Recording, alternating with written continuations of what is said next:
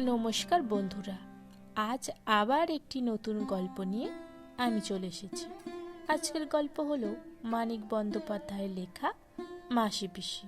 আর হ্যাঁ, গল্পটি যদি ভালো লেগে যায় চ্যানেলটিকে সাবস্ক্রাইব করতে ভুলবেন না কিন্তু। ধন্যবাদ। শেষবেলায় খালে এখন পুরো ভাটা, জল নেমে গিয়ে কাদা আর ভাঙা ইটপাটকেল ও ওজনে ভারী আবর্জনা বেরিয়ে পড়েছে। কংক্রিটের পুলের কাছে খালের ধারে লাগানো শালতি থেকে খড় তোলা হচ্ছে পাড়ে। পাশাপাশি জোড়া লাগানো দুটো বড় শালতি বোঝাই আঁটি বাঁধা খড় তিনজনের মাথায় চড়ে গিয়ে জমা হচ্ছে ওপরের মস্ত গাদায়। ওঠা নামার পথে ওরা খড় ফেলে নিয়েছে কাদায়। শালতি থেকে ওদের মাথায় খড় তুলে দিচ্ছে দুজন। একজনের বয়স হয়েছে, আধ পাকা চুল, রোগা শরীর। অন্যজন মাঝবয়সী, বেটে, জোয়ান, মাথায় ঠাসা কদম ছাটা রুক্ষ চুল। পুলের তলা দিয়ে ভাটার টান ঠেলে এগিয়ে এলো সরু লম্বা আরেকটা শালতি, 2 হাত চওড়া হয় কি না হয়। দুজন দু মাথায় দাঁড়িয়ে পৌরা বিধবা লগি ঠেলছে। মোটা ময়লা থানের আঁচল দুজনেরই কোমরে বাঁধা। মাঝখানে গুটি সুটি হয়ে বসে আছে অল্প বয়সী একটি বউ। গায়ে জামা আছে, নকশা পাড়ের সস্তা সাদা শাড়ি, আঁটো সাঁটো থমথমে গড়ন, গোলগাল মুখ। মাসি পিসি ফিরছে কৈলাস, বুড়ো লোকটি বলল। কৈলাস বাহকের মাথায় খড় চাপাতে ব্যস্ত ছিল। চটপট শেষ আঁটিটা চাপিয়ে যখন সে ফিরল, মাসি পিসির শালতি হাতের মধ্যে এসে গেছে।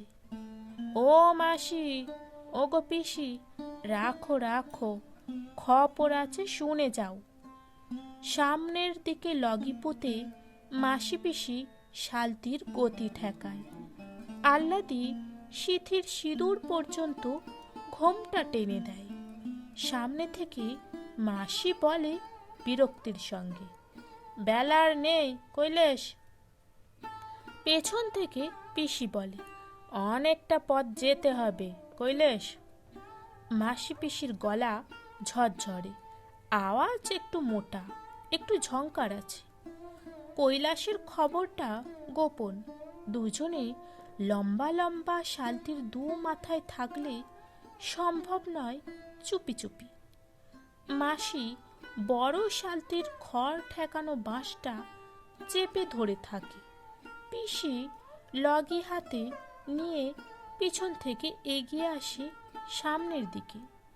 আহ্লাদি যেখানে ছিল সেখানেই বসেই কান পেতে রাখে। কথাবার্তা সে সব শুনতে পায় সহজেই, কারণ সে যাতে শুনতে পায় এমনই করেই বলে কৈলাস। বলি মাসি, তোমাকেও বলি পিসি। কৈলাস শুরু করে, মেয়াকে একদম শ্বশুর ঘর পাঠাবে না মনে করেছো যদি, সে কেমন ধারা কথা হয়? এত বড় সমর্থ মেয়া, তোমরা দুটি মেয়ে লোক বাদে ঘরে একটা পুরুষ মানুষ নেই। বিপদ আপদ ঘটে যদি তো? মাসি বলে, কোন ছুটি রাখো দেখি কৈলাস, তোমার মোদ্দা কথাটা কি তাই কও। বললে না যে একটা খবর আছে কি? পিসি বলে, খবরটা কি তাই কও, বেলা বেশি নেই। মাসি পিসির সাথে পারা যাবে না কৈলাস জানে। অজ্ঞতা ফেনিয়ে রসিয়ে বলবার বদলে সে সোজা কথায় আসে। জাগুর সাথে কাল দেখা হলো, খড় তুলে দিতে সাজ হয়ে গেল। তার দোকানে একটু মানে আর কি, চা খেতে গেছি চায়ের দোকানে, তা জাগুর সাথে দেখা। মাসি বলে, চায়ের দোকানে না কিসের দোকানে? তা বুঝেছি কৈলাস, তা কথাটা কি?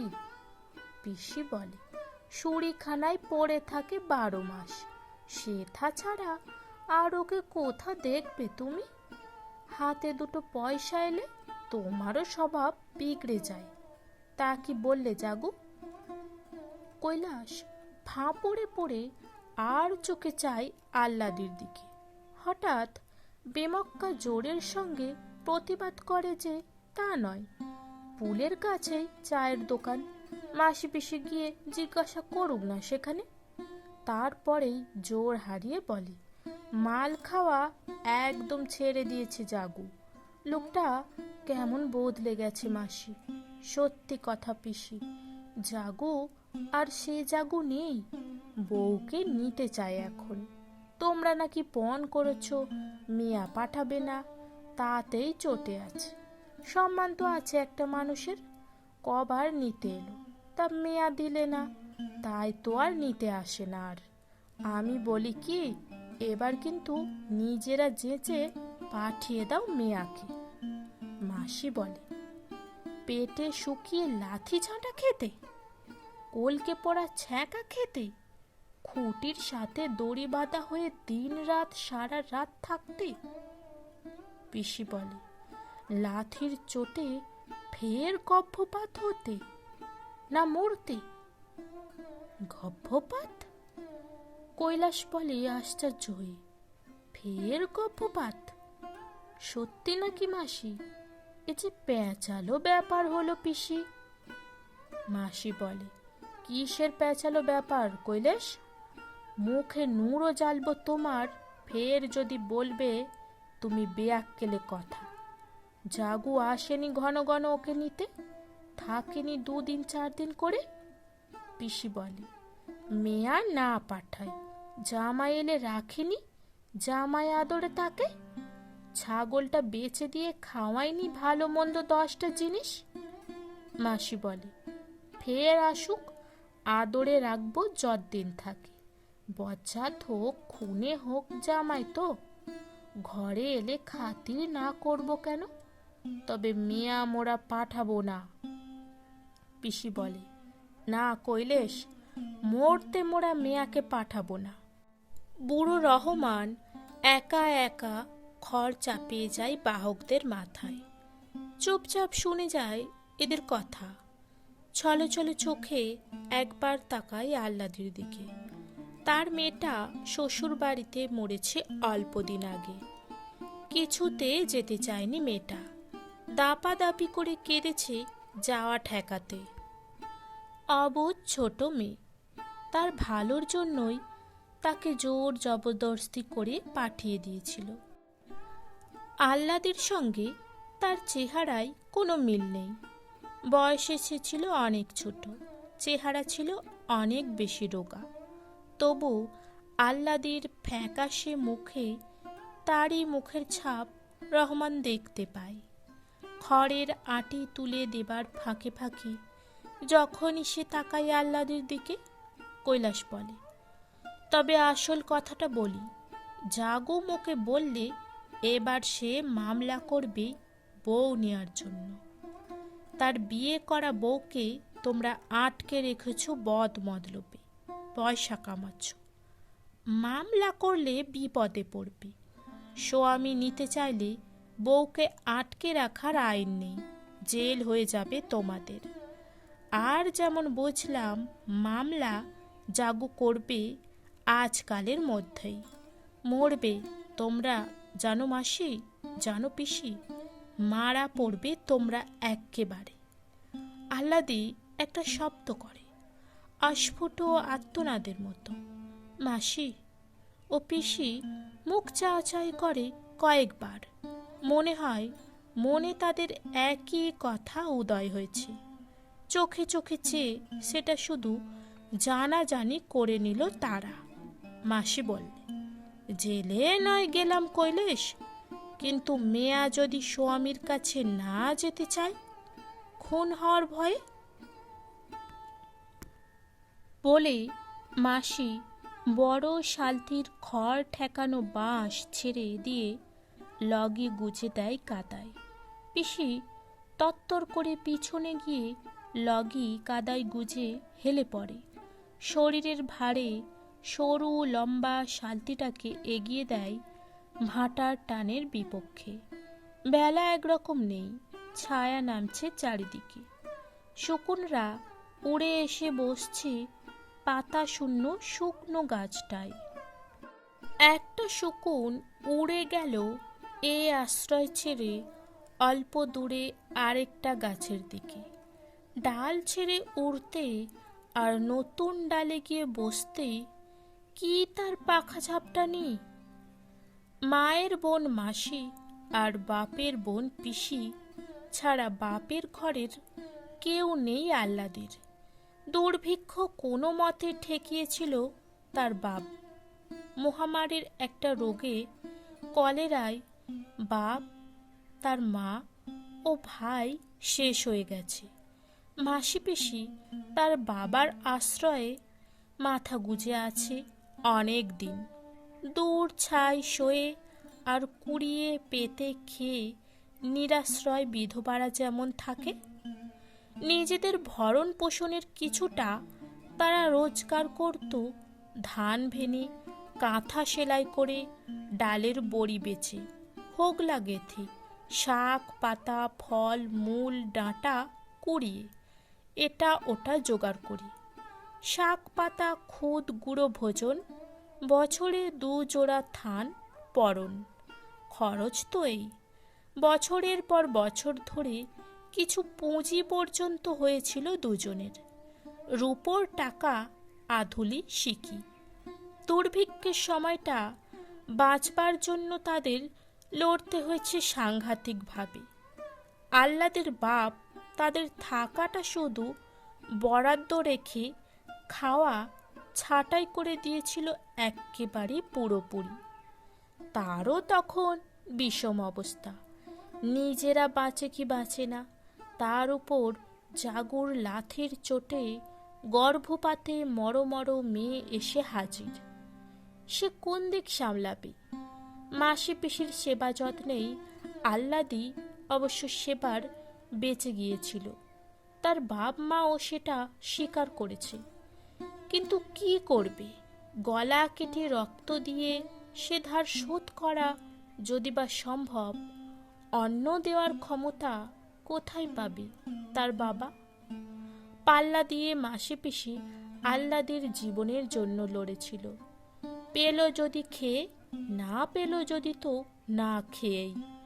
অবস্থা যখন তাদের অতি কাহিল, চারিদিকে না খেয়ে মরা শুরু করেছে মানুষ, মরণ ঠেকাতেই ফুরিয়ে আসছে তাদের জীবনী শক্তি। একদিন মাসি বলে পিসিকে, একটা কাজ করবি বেআইন, তাতে তোরও 2 পয়সা আসে, মোরও 2 পয়সা আসে। শহরের বাজারে তরি তরকারি ফলমূলের দাম খুব চড়া। গা থেকে কিনে যদি বাজারে গিয়ে বেচে আসে তারা, কিছু রোজগার হবে। একা মাসির ভরসা হয় না শালতি বিয়ে অত দূর যেতে। যাওয়া আসাও একার দ্বারা হবে না তার। পিসি রাজি হয়েছিল। এতে কিছু হবে কি না ভগবান জানে, কিন্তু যদি হয় তবে রোজগারের একটা নতুন উপায় মাসি পেয়ে যাবে। আর সে পাবে না। তাকে না পেলে অন্য কারোর সাথে হয়তো মাসি বন্দোবস্ত করবে।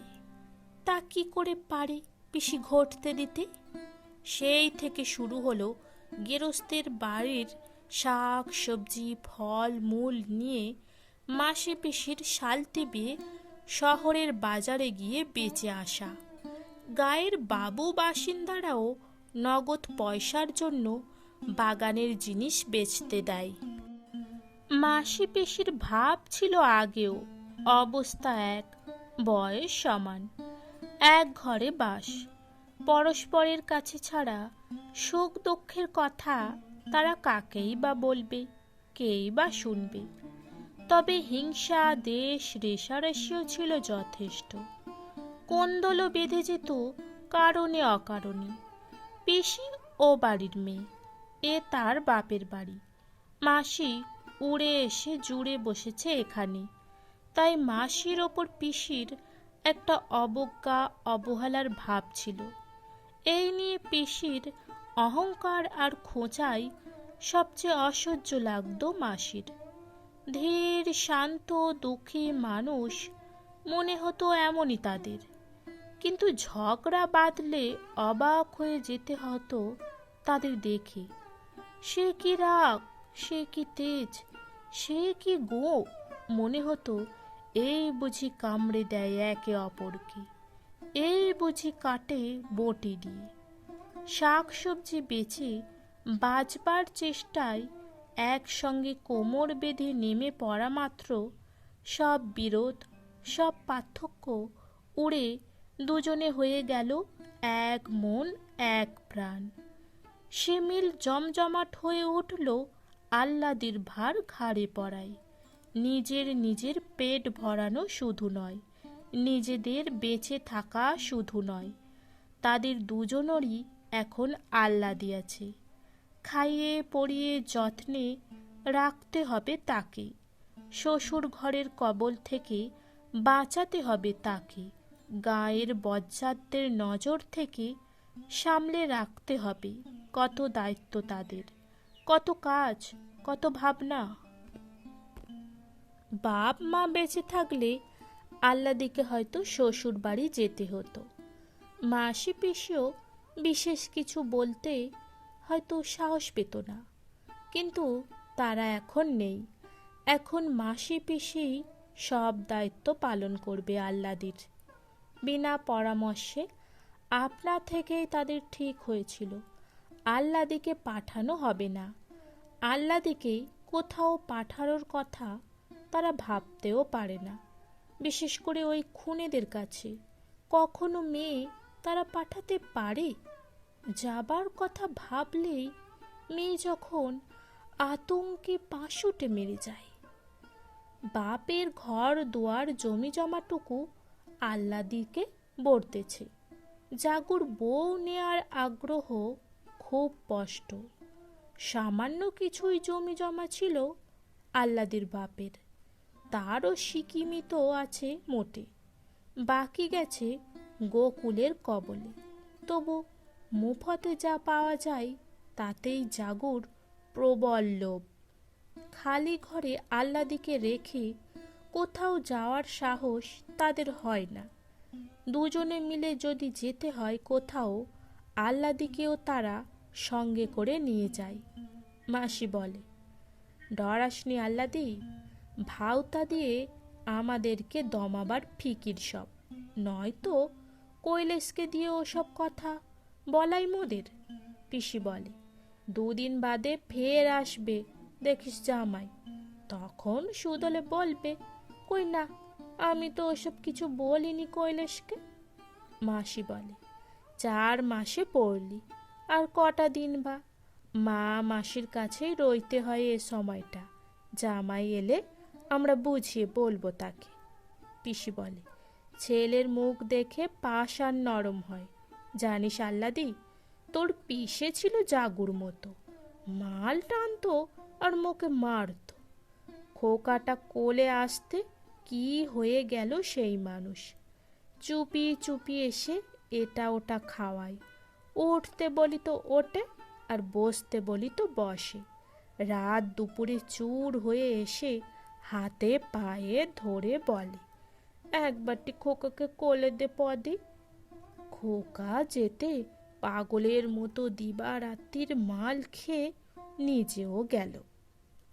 মাসি বলে, তোর মেশো ঠিক ছিল, ননদ আর শাউরি ছিল বাঘ, উঠতে বসতে কি ছেঁচা খেয়েছে, এখনো ভাবলে বুকটা কাঁপে। কিন্তু জানিস আহ্লাদি, মেয়েটা যেই কোলে এলো, শাশুড়ি ননদ যেন মুখে মাথায় করে রাখলে বাঁচে। পিসি বলে, তুইও যাবি, স্বামীর ঘর করবি, ডরাসনি, ডর কিসের? বাড়ি ফিরে দ্বীপ চিলে মাসি পিসি রান্না বান্না সারতে লেগে যায়। বাইরে দিন কাটলেও আহ্লাদির পরিশ্রম কিছু হয়নি, শুয়ে বসেই দিন কেটেছে। তবু মাসি পিসির কথায় সে একটু সই, শরীর নয় মনটা তার কেমন করছে। নিজেকে তার ছ্যাঁচড়া নোংরা নর্দমার মতো লাগে। মাসি পিসির আড়ালে থেকেও সে টের পায় কিভাবে মানুষের পর মানুষ তাকাচ্ছে তার দিকে। কতজন কতভাবে মাসি পিসির সঙ্গে আলাপ জমাচ্ছে তরি তরকারির মতো তাকেও কেনা যায় কি না যাচাই করার জন্য। গাঁয়েরও কতজন তার কত রকমের দর দিয়েছে মাসি পিসির কাছে। মাসি পিসিকে চিনে তারা অনেকটা চুপ হয়ে গেছে আজকাল, কিন্তু গোকুল সে হাল ছাড়েনি। মাসি পিসিকে পাগল করে তুলেছে গোকুল। মায়ের বাড়া তার এই মাসি পিসি, কি দুর্ভোগ তাদের তার জন্য। মাসি পিসিকে এত যন্ত্রণা দেওয়ার চেয়ে সে নয় শ্বশুর ঘরের লাঞ্ছনা সইত, জাগুর লাথি খেত। ঈষৎ তন্দার ঘরে শিউরে ওঠে আহ্লাদে। এক পাশে মাসি আর এক পাশে পিসিকে না নিয়ে শুলে কি চলবে তার কোনো দিন। রান্না সেরে খাওয়ার আয়োজন করছে মাসি পিসি। এক্কেবারে ভাত টাত বেড়ে আহ্লাদিকে ডাকবে। ভাগাভাগি কাজ তাদের এমন সড়গড় হয়ে গেছে যে বলা বলির দরকার হয় না তাদের। দুজনে মিলে কাজ করে নেয় যেন একজনে করছে। এবার ব্যঞ্জনে নুন দেবে এ কথা বলতে হয় না পিসিকে। ঠিক সময়ে নুনের পাত্র সে এগিয়ে দেয় মাসির কাছে। বলা বলি করছে তারা আহ্লাদির কথা, আহ্লাদির সুখ দুঃখ, আহ্লাদির সমস্যা, আহ্লাদির ভবিষ্যৎ। জামাই যদি আসে একটি কড়া কথা তাকে বলা হবে না, এতটুকু খোঁচা দেয়া হবে না। উপদেশ দিতে গেলে চটবে জামাই, পুরুষ মানুষ তো যতই হোক। এটা করা তার উচিত নয়, এসব কিছু বলা হবে না তাকে। জামাই এসেছে তাই আনন্দ রাখবার যেন ঠাঁই নেই, এই ভাব দেখাবে মাসি পিসি। আহ্লাদিকে শিখিয়ে দিতে হবে স্বামী এসেছে বলে যেন আহ্লাদে গদগদ হবার ভাব দেখায়। যে কদিন থাকে জামাই সে যেন অনুভব করে সেই এখানকার কর্তা, সেই সর্বের সর্বা। বাইরে থেকে হাঁক আসে কানাই চৌকিদারের। মাসি পিসি পরস্পরের মুখের দিকে তাকায়। জোরে নিঃশ্বাস পড়ে দুজনের। সারাটা দিন গেছে লড়ে আর লড়ে। সরকারবাবুর সঙ্গে বাজারের তোলা নিয়ে ঝগড়া করতে করতে অর্ধেক জীবন বেরিয়ে গেছে দুজনের। এখন এলো চৌকিদার কানাই। হাঙ্গামা না আসে রাতে, গায়ের লোক যখন ঘুমোচ্ছে। রসুই চালার ঝাঁ পেটে মাসি পিসি বাইরে যায়। শুক্লা পক্ষের একাদশীর উপোস করেছে তারা দুজনে গতকাল। আজ দ্বাদশী। জ্যোৎস্না বেশ উজ্জ্বল। কানাইয়ের সাথে গোকুলের যে তিনজন পিয়াদা এসেছে তাদের মাসি পিসি চিনতে পারে। মাথায় লাল পাগড়ি আঁটা লোকটা তাদের অচেনা। কানাই বলে, কাছারি বাড়ি যেতে হবে একবার। মাসি বলে, এত রাতে? পিসি বলে, মরণ নেই। কানাই বলে, দারোগা বাবু এসে বসে আছেন বাবুর সাথে, যেতে একবার হবে গো দিদি ঠাকুরনরা, বেঁধে নিয়ে যাবার হুকুম আছে। মাসি পিসি মুখে তাকায়। পথের পাশে ডোবার ধারে কাঁঠাল গাছের ছাওয়ায় ৩-৪ জন খুপটি মেরে আছে স্পষ্ট দেখতে পেয়েছে মাসি পিসি। ওরা যে গাঁয়ের গুন্ডা সাধু বৈদ্য ওসমানেরা তাতে সন্দেহ নেই। বৈদ্যর ফেটি বাঁধা বাবরি চুলওয়ালা মাথাটাই পাতার ফাঁকেই জ্যোৎস্না পড়েছে। তারা যাবে কাছারিতে কানাই আর পেয়াদা কনস্টেবলের সঙ্গে। ওরা এসে আহ্লাদিকে নিয়ে যাবে। মাসি বলে, মুদের একজন গেলে হবে না কানাই? পিসি বলে, চলো চলো আমি যাই। কর্তা ডেকেছেন দুজনকে। মাসি পিসি দুজনেই আবার তাকায় মুখে মুখে। মাসি বলে, কাপড়টা ছেড়ে আসি কানাই। পিসি বলে, শোকরি হাত ধুয়ে আসি, এক দণ্ড লাগবে না। তাড়াতাড়ি ফিরে আসে তারা। মাসি নিয়ে আসে বঁটিটা হাতে করে। পিসির হাতে দেখা যায় রামদার মতো মস্ত একটা কাটারি। মাসি বলে, কানাই, কর্তাকে বলো মেয়ে নোকের এত রাতে কাছারি বাড়ি যেতে লজ্জা করে, কাল সকালে যাব। পিসি বলে, এত রাতে মেয়ে নোককে কাছারি বাড়ি ডাকতে কর্তার লজ্জা করে না কানাই? কানাই ফুঁসে ওঠে, না যদি যাও ঠাকুরনরা, ভালোই ভালোই ধরে বেঁধে টেনে হিঁচড়ে নিয়ে যাবার হুকুম আছে, কিন্তু বলে রাখলাম। মাসি বটিটা বাগিয়ে ধরে দাঁতে দাঁত কামড়ে বলে, বটে, ধরে বেঁধে টেনে হিঁচড়ে নিয়ে যাবে? এসো, কে এগিয়ে আসবে এসো, বটির এক কোপে গলা ফাঁক করে দেব।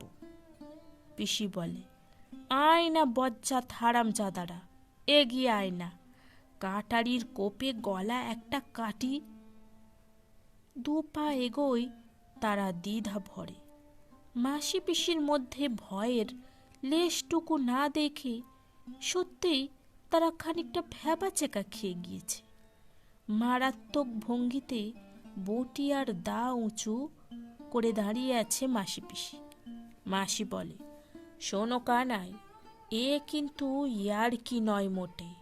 তোমাদের সাথে মোরা মেয়ে লোক পারবো না জানি, কিন্তু দুটো একটাকে মারবো কিংবা জখম করব ঠিকই।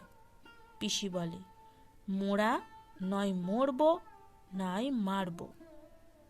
তারপর বিনা পরামর্শেই মাসি পিসি হঠাৎ গলা ছেড়ে দেয়। প্রথমে শুরু করে মাসি, তারপর তাতে যোগ দেয় পিসি। আশেপাশের যত বাসিন্দা আছে সকলের নাম ধরে গলা ফাটিয়ে তারা হাঁক দেয়, ও বাবা ঠাকুর, ও ঘোষমশাই, ও জনার্দন, ও গো কানুর মা, বিপিন, বংশী। কানাই অদৃশ্য হয়ে যায় দলবল নিয়ে। হাঁকাহাঁকি ডাকাডাকি শুরু হয়ে যায় পাড়ায় পাড়ায়। অনেকে ছুটে আসে, কেউ কেউ ব্যাপার অনুমান করে ঘরের জানলা দিয়ে উকি দেয়, বাইরে না বেরিয়েই। এই হট্টগোলের পরও আরও নিঝুম, আরও থমথমে মনে হয় রাত্রিটা।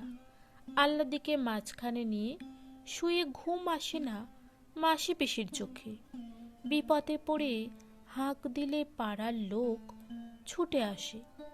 এমনভাবে প্রাণ খুলে এতখানি জ্বালার সঙ্গে নিজেদের মধ্যে খোলাখুলিভাবে গোকুল আর দারোগা বেটার 14 পুরুষ উদ্ধার করতে সাহস পায় জানা ছিল না মাসি পিসির।